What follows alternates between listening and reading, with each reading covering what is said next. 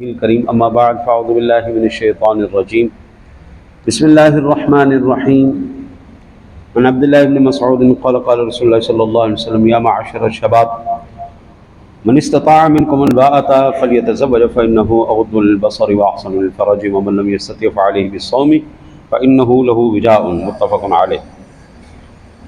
حضرت عبداللہ ابن مسعود رضی اللہ تعالیٰ عنہ سے روایت ہے، وہ فرماتے ہیں کہ رسول اللہ صلی اللہ علیہ وآلہ وسلم نے ارشاد فرمایا، اے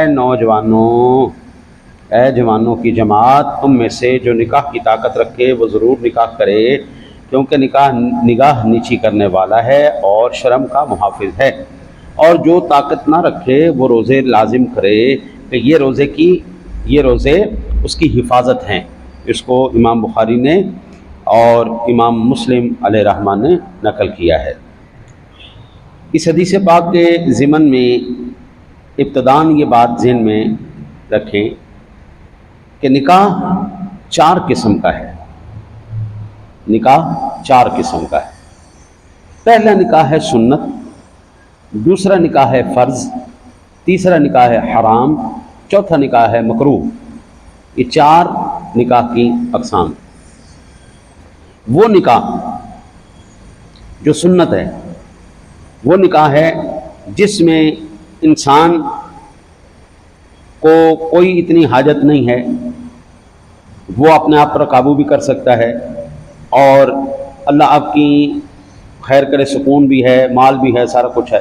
اب یہ سنت نکاح ہے، اس میں یہ سنت ہے وہ کرے۔ لیکن آج جو صورتحال پیدا ہو گئی ہے، فلمیں ہیں، ڈرامے ہیں، سوشل میڈیا ہے، یہ جلتا ہوا انگارہ ہے، اور اس سے انسان کے جذبات بہت زیادہ بھڑک اٹھتے ہیں۔ انسان جوان بھی ہو، اس کے اوپر جو ہے بیوی کا خرچہ بھی اٹھا سکتا ہے، نکاح کا خرچہ اٹھا سکتا ہے، اور اس کو اندیشہ ہے اس بات کا کہ میں برائی کی طرف چلا جاؤں گا، میں زنا کی طرف چلا جاؤں گا۔ اب اس کے اوپر فرض ہے کہ وہ نکاح کرے۔ بحالت سکون ہے، کوئی جو ہے نا جی اس کو پتہ ہے کہ میں نفس کے اوپر مکمل قابو ہے، مجھے کوئی ٹینشن نہیں، کوئی رولا نہیں، تو سنت ہے۔ لیکن اب اندیشہ آ گیا زنا کا، برائی کا، یا ایسی اور معاملات کا، تو پھر اب فرض ہو گیا اس بندے کا نکاح کیا جائے۔ اچھا، اب ہے حرام نکاح۔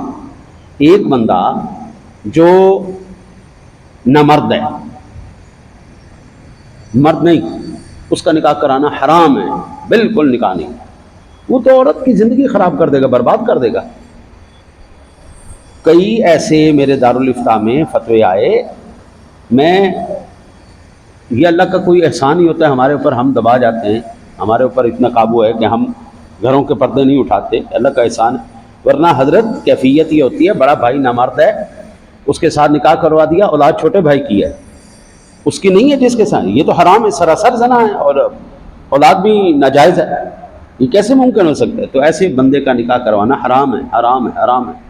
اچھا، اب وہ نکاح جو مکروہ ہے، جس بندے کو پتہ ہو کہ یہ بندہ انتہائی ظالم، انتہائی بدتمیز، انتہائی لاپرواہ، اس کے ساتھ نکاح کیا، اس نے اپنی عورت کو کوئی خرچہ نہیں دینا، اس کے کپڑے چپڑے کا کوئی خیال نہیں رکھنا، اس کے کھانے پینے کا، اس کی ضروریات کا اس نے خیال نہیں رکھنا، بلکہ اس پر ظلم و زیادتی کرے گا، اب یہ جائز نہیں ہے، مکروہ ہے نکاح ایسے بندے کے ساتھ کرنا۔ یہ 4 نکاح کی اقسام۔ پھر نکاح ہوگا تو انسان کے ساتھ ہی ہوگا، مرد کا عورت کے ساتھ ہوگا۔ اکثر جو ہے نا جی ہمارے دارالافتاء میں ایسے فتوے آتے ہیں کہ جناب ایک عورت وہ کہتی ہے کہ میں نے جن کے ساتھ نکاح کیا ہوئی، یا ایک بندہ کہتا ہے میں نے جننی کے ساتھ نکاح کیا ہوئی، جائز ہی نہیں، وہ نسل ہی اور ہے، یہ نسل ہی اور ہے، جن کا جن کے ساتھ ہے ہی نہیں، رابطہ ہی نہیں، سلسلہ ہی نہیں، وہ نسل ہی اور ہے، ان کا کھانا پینا، اٹھنا بیٹھنا، ان کے مزاج، ان کے معاملات وہ اور ہیں، انسان کے معاملات، مزاج، رہنا سہنا اور ہے، تو یہ اچھا، بعض مرتبہ ہمارے پاس سے ایک فتویٰ آتا ہے کہ یہ عورت کہتی ہے میں نے قرآن سے نکاح کر لیا۔ او بھائی کیا ہو گیا، قرآن سے کون نکاح کرتا ہے؟ ایک فتویٰ آیا کہ میں نے کعبے کے ساتھ نکاح کر لیا، لا حول ولا قوت الا باللہ، یہ کون سا نکاح ہے؟ کائنات عالم میں اللہ تعالیٰ نے اپنی مخلوقات میں ایک شخص سپریم شخصیت صدر کائنات فخر موجودات جناب رسالت مآب صلی اللہ علیہ وسلم کی ذات گرامی میں آپ نے کسی جننی کے ساتھ نکاح نہیں کیا، آپ نے قرآن کے ساتھ نکاح نہیں کیا، آپ نے کعبے کے ساتھ نکاح نہیں کیا، آپ نے کسی اور مخلوق کے ساتھ نکاح نہیں کیا، آپ جناب نے خواتین کے ساتھ نکاح فرمایا۔ اماں جی عائشہ بھی خاتون، اماں جی خدیجہ الکبریٰ بھی، اماں جی زینب بھی، اماں جی حفصہ بھی، آقا جی ساری ازواج۔ وہ الگ بات ہے کہ آپ نے بیوہ کے ساتھ بھی فرمایا، آپ نے مطلقہ کے ساتھ بھی فرمایا، آپ نے کنواری کے ساتھ بھی فرمایا۔ ہاں جی یہ ٹھیک ہے، ساری خواتین کی، اماں جی خدیجہ سے لے کے اماں جی عائشہ تک ساری یا تو کوئی بیوہ تھی یا پھر مطلقہ تھی یا پھر کنواری تھی۔ کنواری ایک ہی تھی اماں جی عائشہ صدیقہ طیبہ طاہرہ، آپ جناب نے ان کے ساتھ نکاح فرمایا۔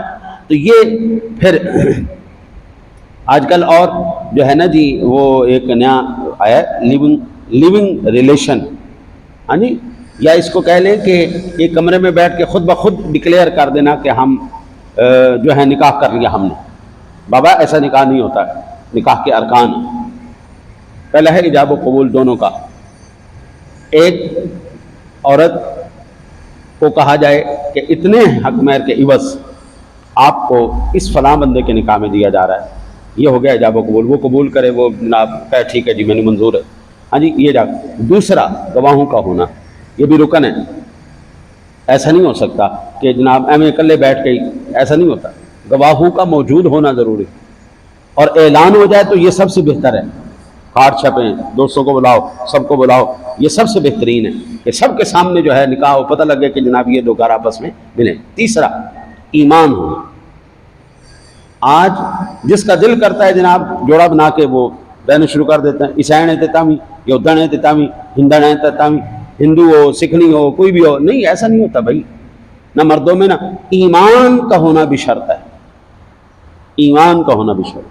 اگرچہ صاحب کتاب عورت کے ساتھ نکاح جائے، لیکن جب عورت کے ساتھ جب نکاح کیا جائے جب مسلمان عورتیں مر جائیں، ساری مسلمان کی خواتین ساری مر گئی ہیں جی، اب رہی کوئی نہیں، جب ہمارے پاس حضور کی غلام موجود ہیں، ہماری خواتین موجود ہیں، اہل اسلام موجود ہیں، تو پھر مسلمان بچیوں کے ساتھ نکاح کرو نا جی، ہاں جی، جن کا نسل بھی مسلمان اسلام۔ اب آپ اندازہ کریں جنہوں نے ہندوؤں کے ساتھ کیا، نہ ان کا ایمان رہا نہ ان کا ایمان رہا۔ بھائی یہ قید، یہ بند، یہ جو حدود ہیں، یہ کس نے قائم کی؟ اللہ کی ذات نے قائم کیے نا، اس کے حبیب نے بتایا نا۔ یہ میں نے آپ کے سامنے بخاری مسلم کی جو حدیث بیان کی ہے، یہ حضور کا فرمان ہے نا جی، اور قرآن پاک میں اللہ تعالیٰ ارشاد فرماتا۔ تو اب یہ اللہ اور اس کے رسول کے فرامین کا جو مخالفت کرے گا، اب یہ جو اب کس کو نہیں پتا کہ غیر مسلم کے ساتھ، کافرہ کے ساتھ شادی جائز نہیں؟ اتنا بچہ تو کوئی بھی نہیں کہ کسی کو پتہ ہی نہ ہو کہ جناب ہم ہندو یا سکھنی کے ساتھ نہیں کر سکتے، ہاں جی، تو پھر بھی وہ کر رہا ہے، اس کا مطلب ہے وہ مخالفت کر رہا ہے۔ لا علمی اور چیز ہے، مخالفت اور چیز ہے۔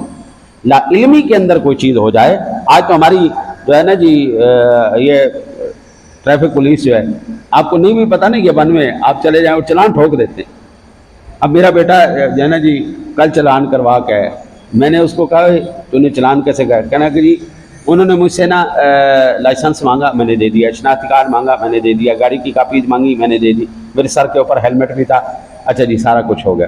پھر انہوں نے چکر لگایا موٹر سائیکل کے ارد گرد، پیچھے نا نمبر کے اوپر کیچڑ لگا ہوا تھا، اس نے کہا یہ کیچڑ لگا ہوا ہے لہٰذا تیرا چلان ہو۔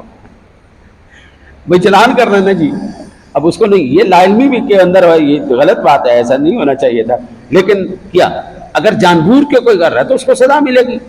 پاکستان کا قانون بھی کہتا ہے آپ کوئی جرم کرتے ہیں، دانستہ طور پر جرم کرتے ہیں تو آپ سزا کے مستحق ہیں۔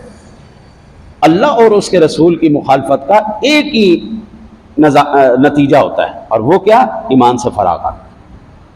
اللہ اور اس کے رسول کی مخالفت کی، جاؤ جی چھٹی کرو، اب تمہارا ان کے ساتھ کوئی واسطہ نہیں۔ مسلمان اس وقت تک ہے جب اللہ اور اس کے رسول کے احکام پر عمل کر رہا ہے، ان کی مخالفت نہیں کر رہا۔ تو ہندو عورت کے ساتھ کئی لوگوں نے کی، مسلمانوں نے ہندو عورتوں کے ساتھ کی۔ اب گھر میں ایک عجب تماشا ہوتا ہے، ادھی اولاد پوجا کر رہی ہوتی ہے، ادھی اولاد نماز پڑھ رہی ہوتی ہے، کیا ہے اس اولاد کو ہم کیا کہیں گے؟ وہ تو نسب نہیں اس سے قائم ہوگا۔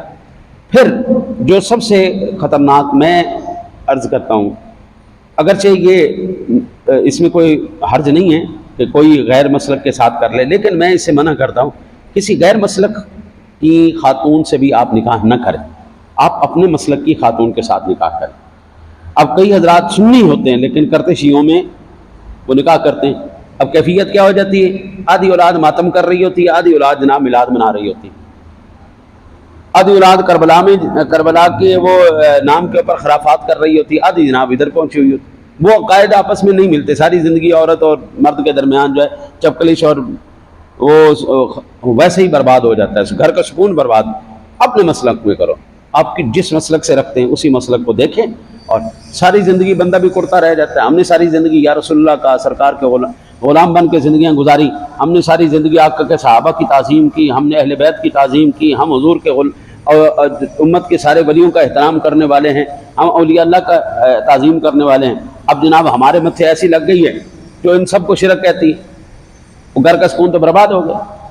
یہ چیزیں پھر اس کے بعد اللہ آپ کی خیر کرے، ایجاب قبول ہو گیا پہلا رکن، دوسرا گواہ ہو گیا، تیسرا ایمان ہو گیا، اور پھر جو کہتے ہیں حوروں کے ساتھ نکاح، بھائی کسی بھی پری ہو، حور ہو، جننی ہو یا جل پری ہو، ہاں پانی والی عورت جل پری ہو، اس کے ساتھ بھی نکاح جائز نہیں ہے۔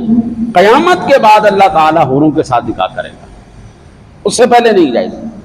آج جتنے بھی حضرت ادریس علیہ السلام جنت میں، شہداء جنت میں ہیں، ان کے لیے جنت کے اندر پھرنا جو ہے وہ اجازت ہے کہ جنت پھرو، پھل چھل کھاؤ، سارے معاملات نعمتیں ان سے انجوائے کرو، لیکن وہاں کی حوروں کو ہاتھ لگانے کا حکم نہیں۔ وہ قیامت کے بعد سرور دو عالم صلی اللہ علیہ وسلم کی انٹری کے بعد آپ جناب کی سب سے پہلے خدمت میں سب کچھ پیش کیا جائے گا، پھر آپ کی امت کے اندر، پھر ساری امتوں کے اندر وہ تقسیم کر دیا جائے گا۔ اللہ سے دعا ہے اللہ تعالیٰ آپ کو مجھے عمل کی توفیق عطا فرمائے۔